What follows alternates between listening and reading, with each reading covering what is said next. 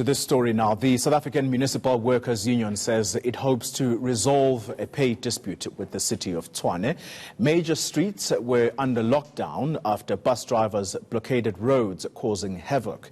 Now, SAMWU members are demanding an 18% pay hike, which some senior city managers are said to have received. Well, Union General Secretary Tshwane joins us in studio now for an update. Mr. Ramatlo, thank you very much for your time. Perhaps let's start with an update on the talks. How far are things there? Are you talking at all with the Tshwane Council? No, thanks for the opportunity, Claudia. I must indicate that indeed part of the discussions we've been having with the city is that we are supposed to meet today at 10 to look at what are they having on the table to bring to us, and once they've brought that through, we'll then have to take it to members and then bring it back, and if it's acceptable, we're then going to be able to resolve the strike. How far can you go from your 18% demand? How far down are you willing to go? The 18% is not necessarily a figure that just arose. It's a figure that came from those the top executive got an equivalent of 18%. And workers are saying the same thing that you have done to them, do to us. It's not like it's something that just cropped up out of nowhere. It's informed by figures that were given to the senior executives. As far as your protest is concerned, you've blockaded roads, you have trashed the streets.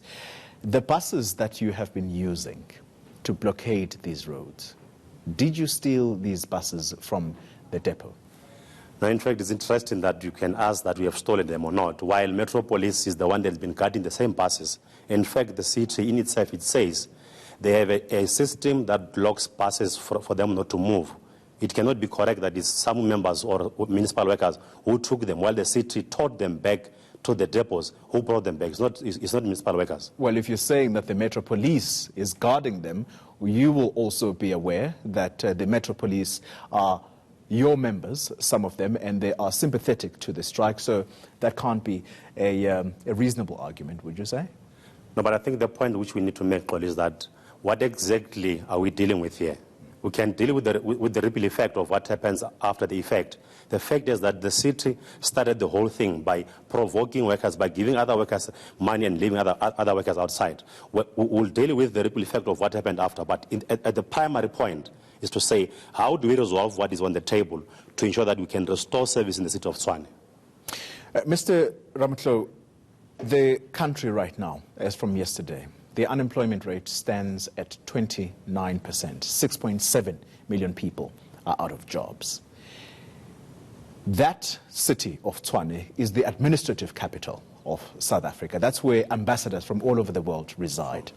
Foreign investors looking in, these ambassadors reporting back to their countries, do you genuinely expect that people will plow money into this country with the kind of mess that has been caused by SAMWU? The mess started by the city of Tshwane.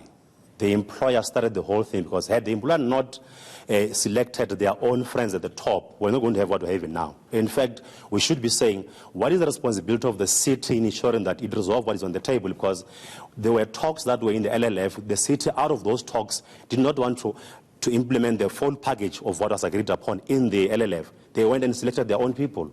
Therefore, the ripple effect of what comes after that is to say, what is the city management responsibility in the whole issue? We understand that there are issues that comes in terms of investors, but we cannot say on the basis that the city has messed up, therefore, the blame must go to municipal workers. Is there proof that these senior managers did indeed receive an 18% pay rise? I'm talking about 64 of them who have received that money. And you have that yes. on paper? You have that in black and white? Yes. Today is the last day, as we understand it, of the municipal manager, Mr. Mosola. The understanding is that he has received a secret golden handshake, if you will.